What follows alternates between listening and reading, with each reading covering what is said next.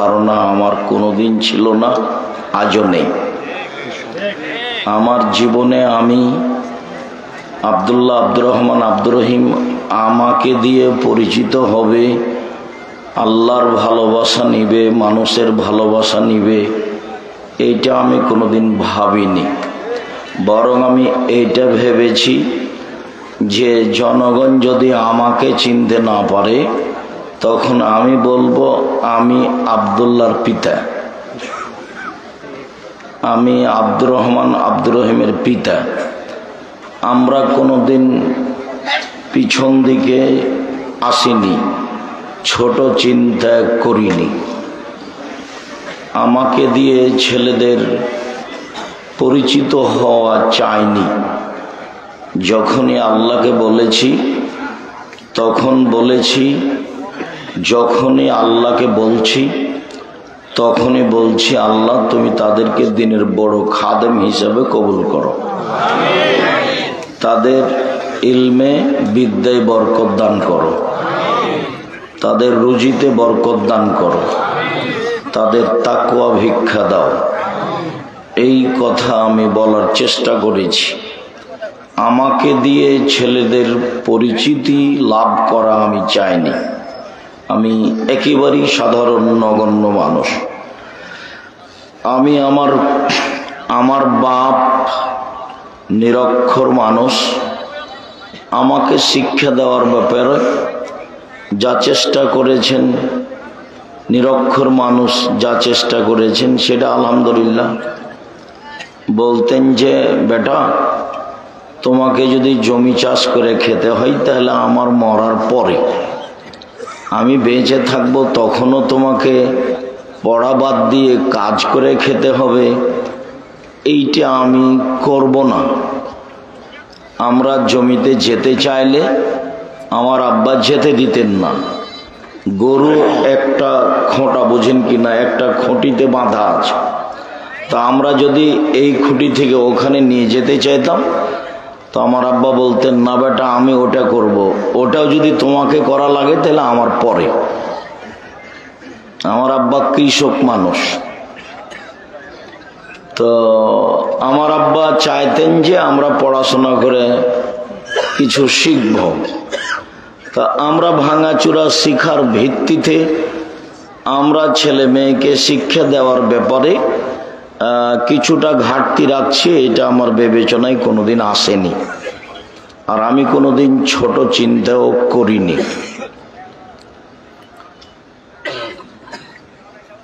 আল্লাহ সর্বশক্তিমান, সবকিছু তিনি করতে পারেন, তার কাছে বড় আশা করাই ভালো।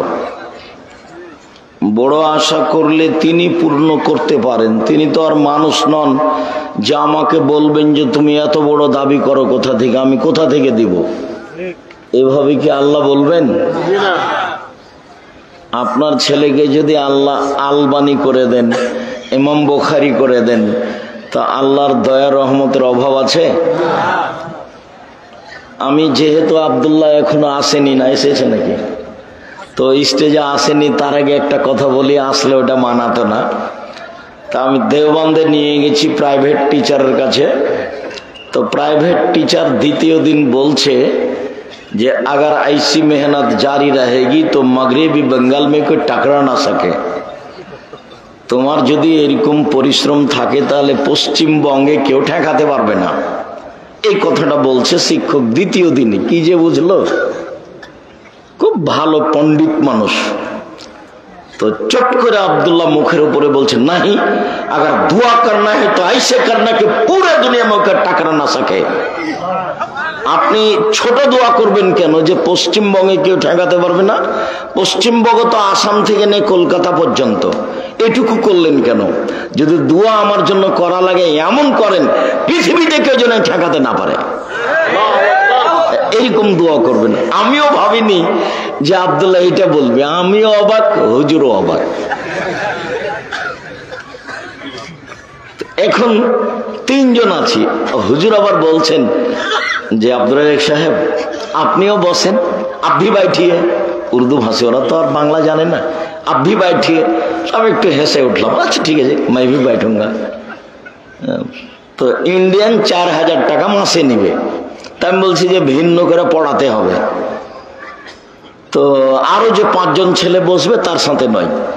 তখনও বলছে যে সবাই মিলে যা দেয় আমাকে তাই দিতে হবে, মানে খুব ভালো যোগ্য আলেম কিন্তু টাকা লাগবে। তাই আমি বলছি ঠিক আছে 10 জন মিলে আপনাকে যে টাকা দেয় এক বেচে আমি একাই দেবো ইনশাল্লাহ, ভিন্ন করেই পড়াতে হবে। বলে ঠিক আছে তাই হলো। তো 3000 টাকা বাসা ভাড়া, 3000 টাকা হোটেল খরচ, 4000 টাকা শিক্ষকের লাগবে প্রতি মাসে।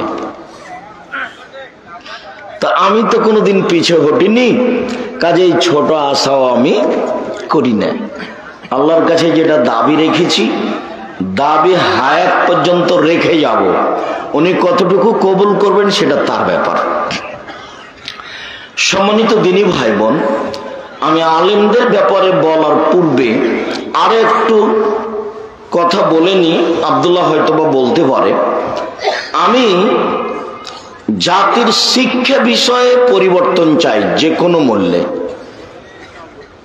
এই লক্ষ্যেই আমার চেষ্টা প্রচেষ্টা।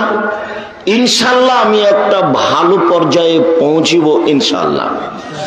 আমি ইতিমধ্যেই ভালো পর্যায়ে আছি বলে আমার ধারণা কাজ করে। কেননা এদেশের আলেম ওলামা কারো গড়া মাদ্রাসাতে চাকরি করে অনেকেই।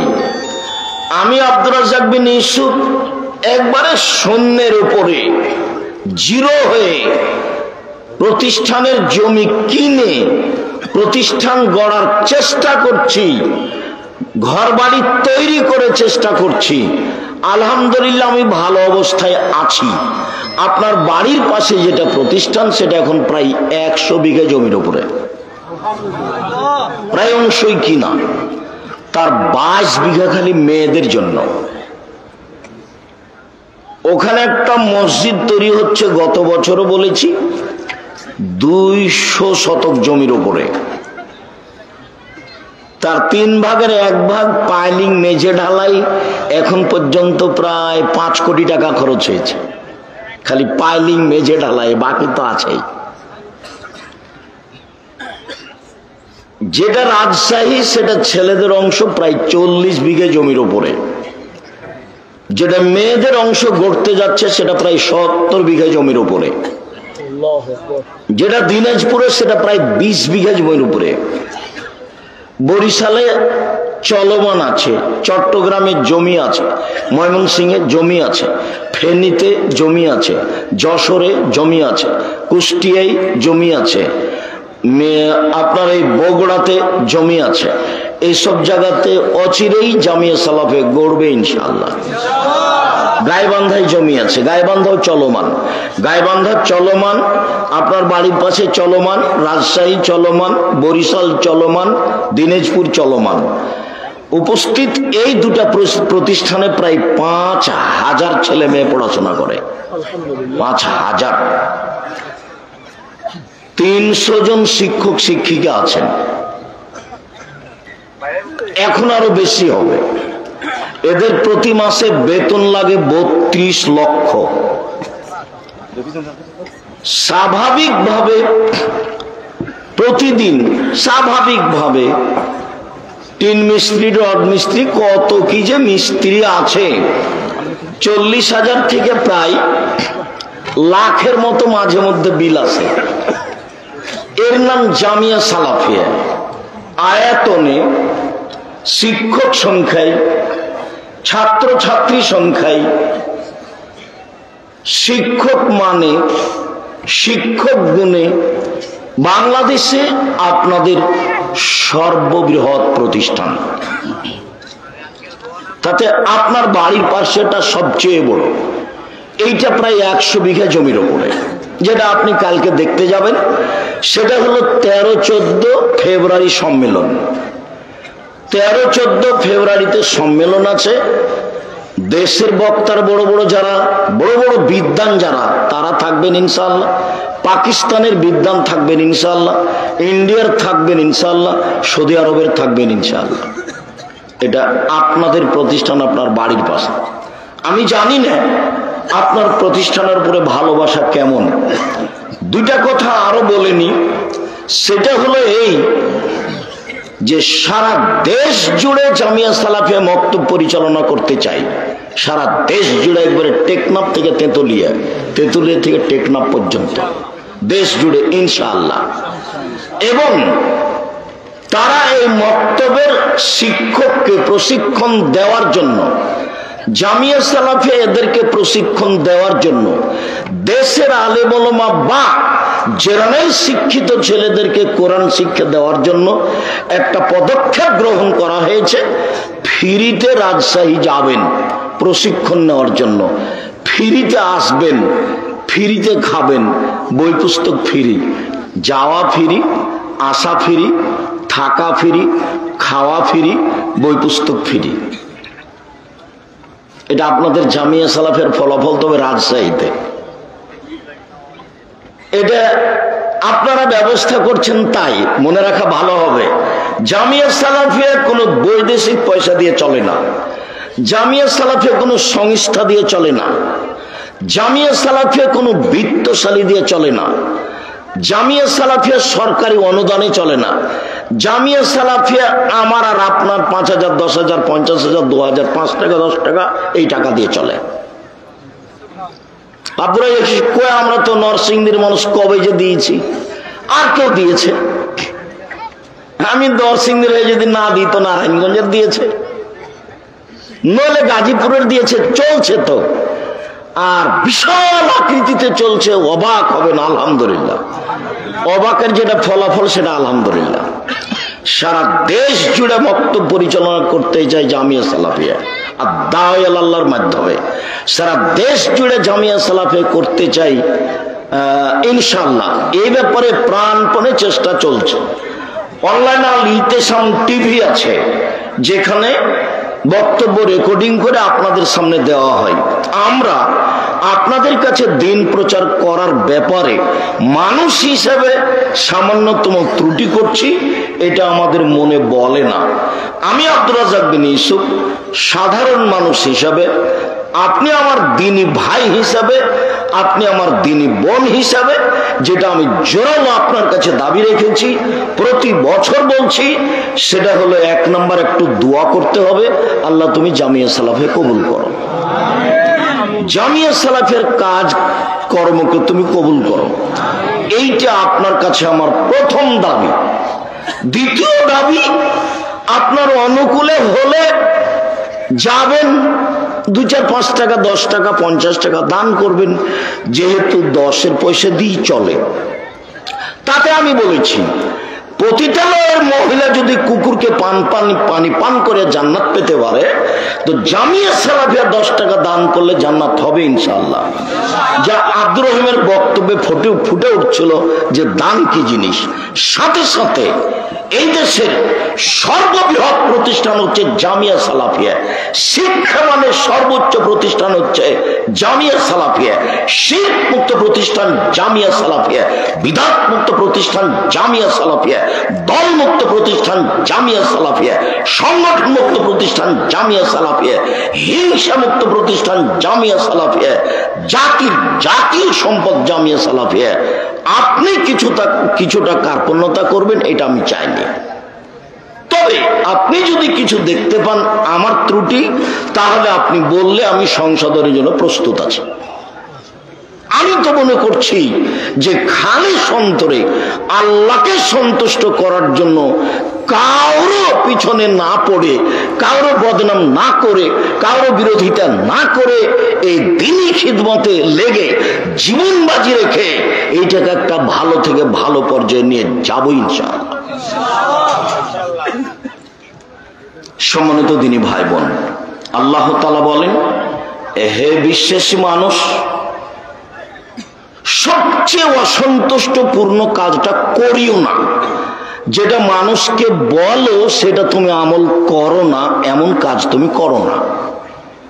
আলেম ওলামা মানুষ যেটা বলছো সেটা আমল করবা, এটা আল্লাহর আদেশ।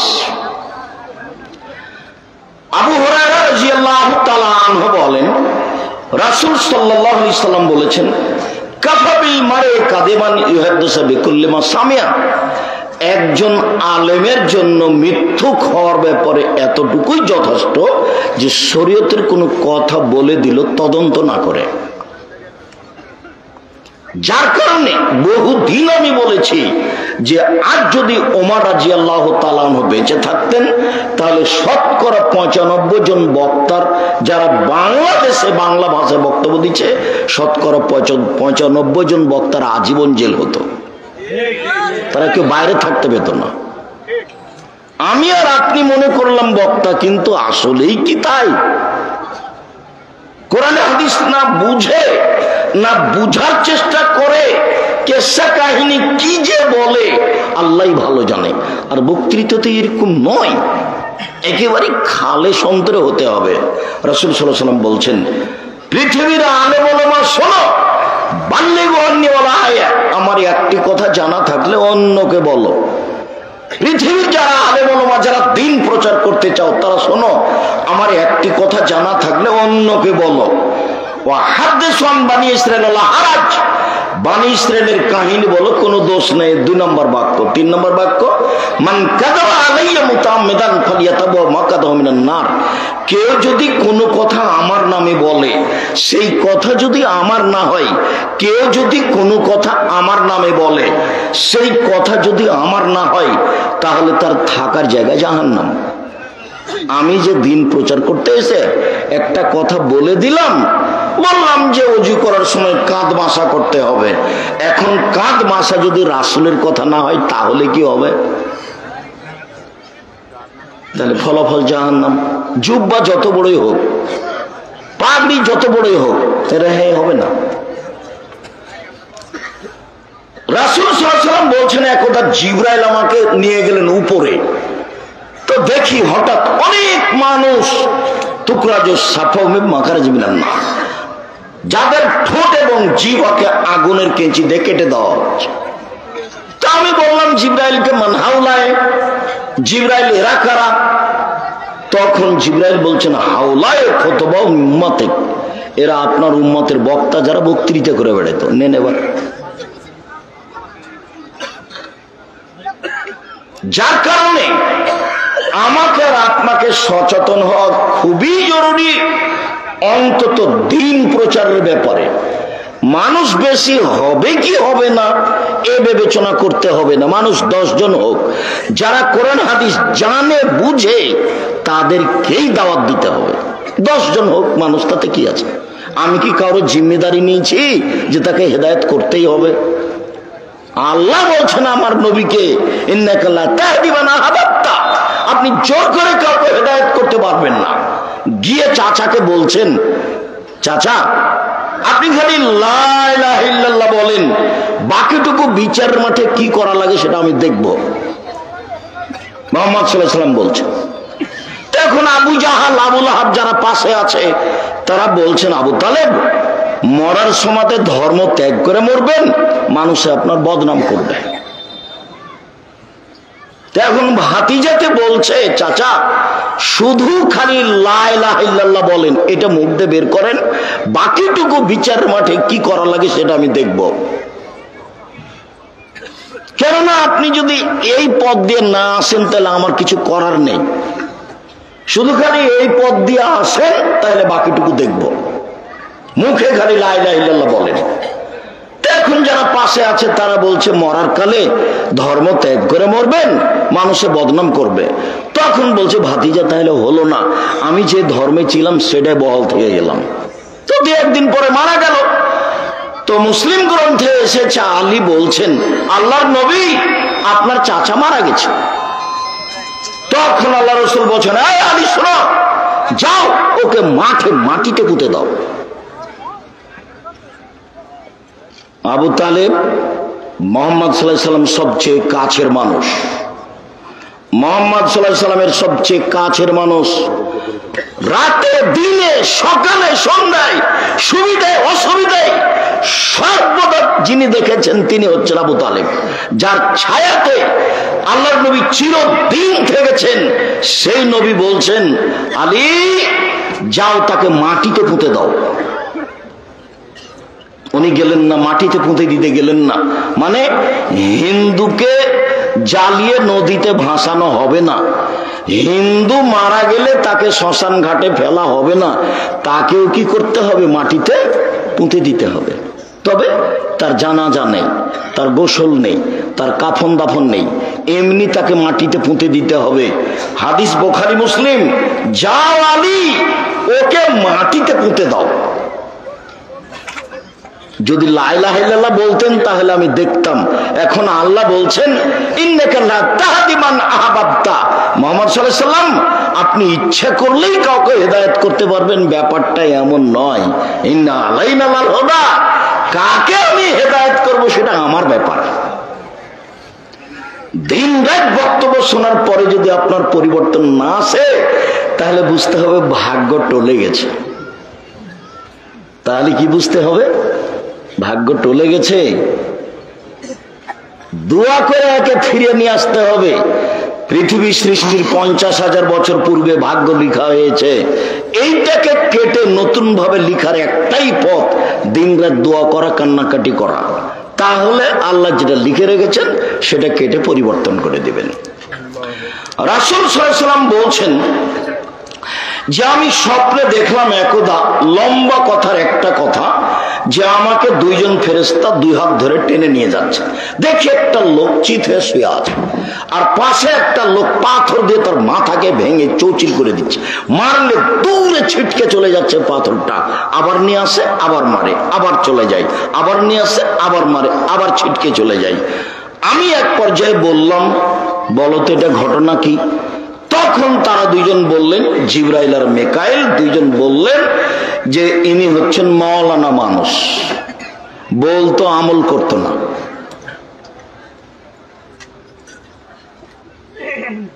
আবু হুরায়রা রাদিয়াল্লাহু তাআলা আনহু বলেন, আল্লাহ নবী বলেছেন, জাহান্নামে যখন মাওলানা সাহেবকে দেওয়া হবে তখন মাওলানা সাহেবের নাড়ি ভুঁড়ি বের হয়ে ঝুলতে থাকবে আর ও ঘুরবে। তো জাহান্নামীরা জমা হয়ে বলবে, মালাক আনতা তা'মুরুনা বিল মারুফ ওয়া তানহা আনিল মুনকার, কি ব্যাপার? আপনি তো ভালো কথা বলতেন, মন্দ থেকে নিষেধ করতেন, আপনি কেন এখানে? তখনও বলবে, কি করি, আমি ভালো বলেছি, ভালো করিনি যে।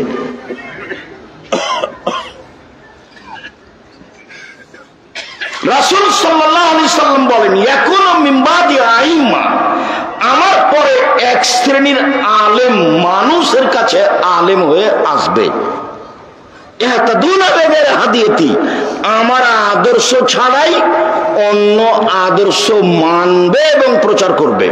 ওয়া ইস্তান্নুনা বিগাইরি সুন্নতি, আমার সুন্নাত ছাড়াই অন্য সুন্নাত ধরে মানবে এবং বলবে এটাই রাসূলের সুন্নাত। কুলুবুহুম কুলুবু শায়তান ফি জুসমানি ইনসান, ওর অন্তর হবে শয়তানের অন্তর, ওকে দেখে লাগবে মানুষ। নেন এবার হাদিস তো বুখারী মুসলিম। নিজে একটা আদর্শের কথা বলবে, আপনি অবাক হবেন। মাওলানা মানুষ কোরআন মাজিদ খুলে বলছে, দেখেন আল্লাহ বলছেন ভোট দিতে হবে। খ্রিস্টান আব্রাহাম লিঙ্কনের কাল্পনিক পদ্ধতি, এটা এ হলো ইলেকশন, এটা কোরআনে থাকলো কি করে? আব্দুল্লাহর বক্তব্য আমরা যারা বিশ্ববিদ্যালয় থেকে সেসব বক্তব্য বিভিন্ন সময়ে শুনেছি, আমরা বিষয়টি খুব ভালোভাবে স্পষ্ট আছি।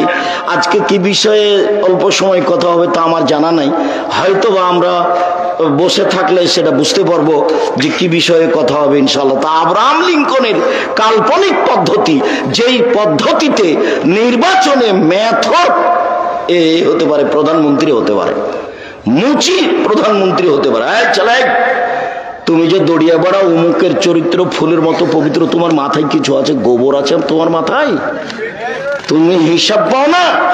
তোমরা সবাই মিলে একটা উচ্চ শিক্ষিত নরসিংদী জেলার একেবারে লন্ডন থেকে পড়ে এসেছে, ভদ্র নম্র হুঁশিয়ার বড় বিদ্বান, তাকে তোমরা এমপি মন্ত্রী করার জন্য ভোট দিচ্ছ।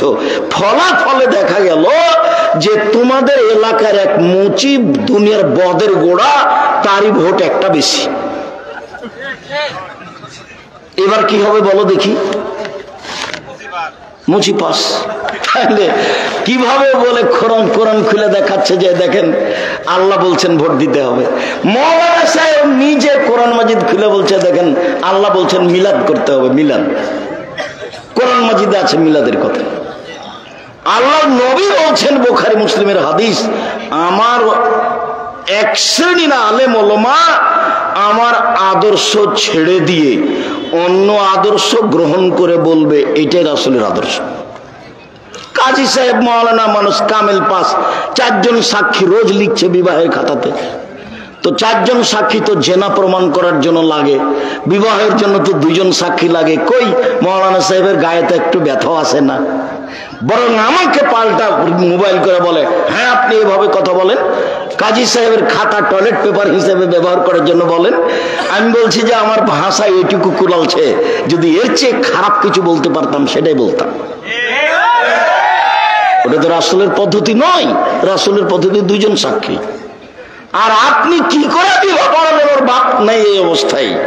কোর্টের বিবাহ বাতিল, কোর্টের বিবাহ বাতিল, কোর্টের বিবাহ বাতিল। যদি 10 ছেলের মা হয়, 10টা ছেলেই যে না বৈধ হয়নি। আর বাপ যদি পাগলা হয় তবু সেই বাপকে উপস্থিত হতে হবে, তাছাড়া বিবাহ হবে না। পিতা ছাড়া বিবাহ হয় না। ওলা নিকাহিল্লে বে শাহেদাইনে, 2 জন সাক্ষী ছাড়া বিবাহ হয় না। আল্লাহ রাসূল বলছেন, লা তুজাব্বিজুল মারাতাল মারাতা ওলা তুজাব্বিজু নাফসাহা। কোন মহিলা কোন মহিলার বিবাহ দিতে পারে না, নিজে নিজে বিবাহ বসতে পারে না। কোন মহিলা কোন মহিলার বিবাহ দিতে পারে না, নিজে নিজে বিবাহ বসতে পারে না।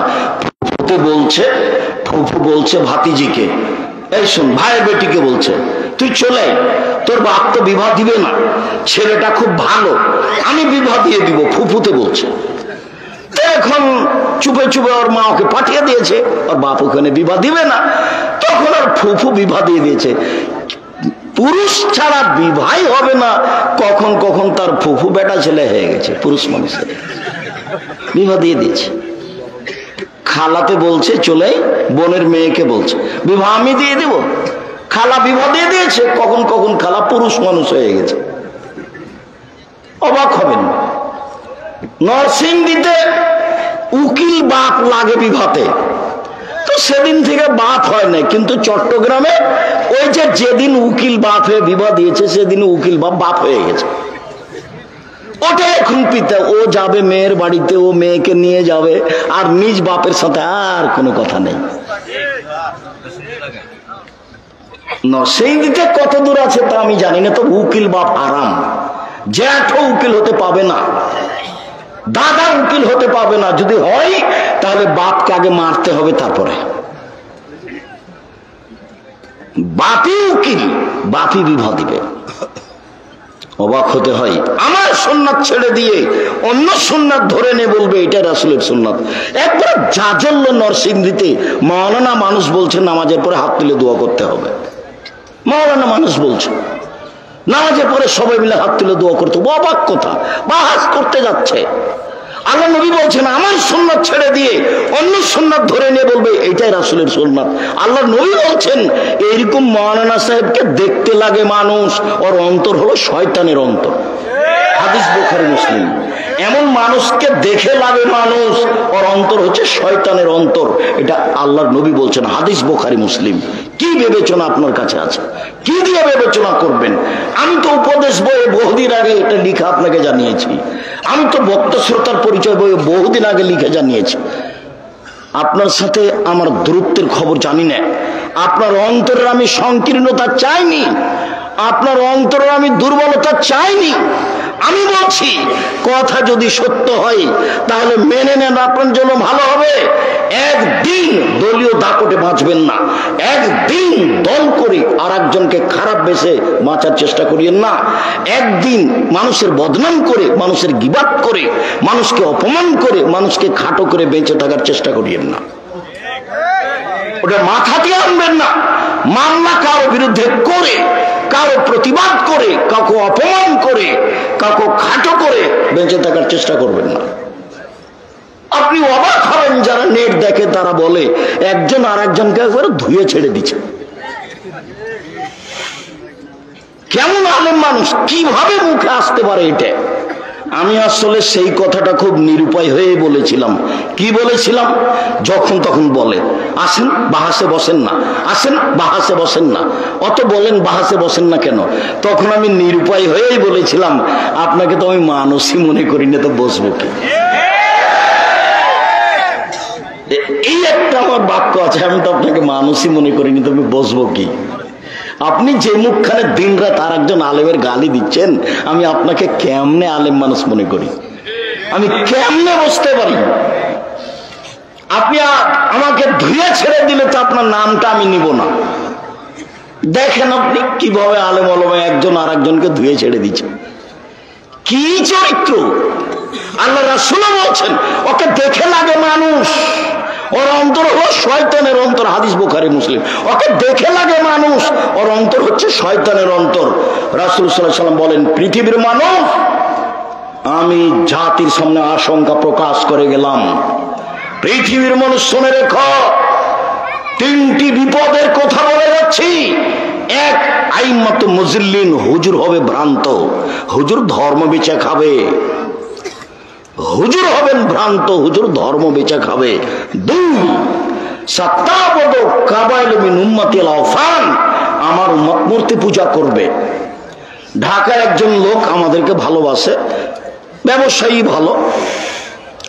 তা আমি একদিন তার কাছে গেছি, তো বলছে আমার আম্মাকে খুব ভালোবাসি, এই দেখেন আমি আমার আম্মাকে ভালোবাসি, তাই সুন্দর করে ছবি সাজগোজ করে রেখেছি। তখন আমি বলছি আপনি কুসন্তান। তো মনটা খারাপ হয়ে গেছে, আমি কুসন্তান মানে বলেন কি আপনি? তাহলে আপনার মায়ের ছবি কবর দিয়ে এসে ছিঁড়ে ফেলতে হতো, টুকরা টুকরা করে ছিঁড়ে ফেলে হাত তুলে আল্লাহকে বলতে হতো, আল্লাহ আমার মাকে ক্ষমা করে দাও, তাহলে আপনি হতেন সুসন্তান।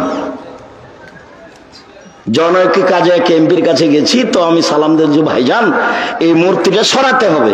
তখন আমাকে বলছে আমি খাঁটি আহলে হাদিস। মূর্তি পাশে থেকে মানুষ খাঁটি আহলে হাদিস কিভাবে, কেমনে হয়? তা আমি বলছি ভাইজান আসলে আমি অত বলতে চাচ্ছি না, যদি আপনি সরান তাহলে বসবো, যদি না সরান তো আমি গেলাম। আচ্ছা ঠিক আছে ঠিক আছে ঠিক আছে, সরাচ্ছি। সম্মানিত দিনী ভাই বোন, আমি আসলে মূলত আপনার সামনে আফসোস প্রকাশ করলাম, যা আলেম ওলামাদের ঘটছে ঘটবে। আপনারা কোরআন হাদিস শোনেন আলেম ওলামাদের মুখে, নিজেরা যেন তৃপ্তি পান যে আলেম মানুষ যেটুকু বললেন বললেন, এইটা যেন আপনাদের হয়। আপনারা যেন খুব ভালো লাগছে তাই ঘন্টার ঘন্টা বসে আছি, দুই চোখের পানি ঝরছে, এমনটা যেন না হয়। যারা কোরআন এবং সহিহ হাদিস বলবে, সে যেই হোক না কেন, ছোট থেকে ছোট, বড় থেকে বড়, তাকেই সম্মান করে তাকে মূল্যায়ন করার চেষ্টা করবেন। যে কোরআন হাদিস বুঝে, আল্লাহ তাআলা বলছেন তোমরা জানা মানুষের নিকটে জানো প্রমাণ সহকারে, এটা আল্লাহর আদেশ।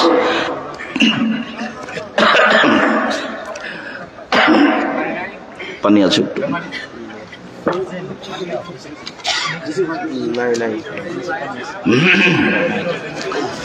আল্লাহ বলছেন তোমরা জানা মানুষের নিকটে জানো প্রমাণ সহকারে। জানা মানুষের কাছে জানতে হবে প্রমাণ সহকারে। এইটুকু আমি বলে আপাতত আমার কথা শেষ করছি। আমরাও আব্দুল্লাহ কি বলছে এটা শোনার অপেক্ষায় আছি।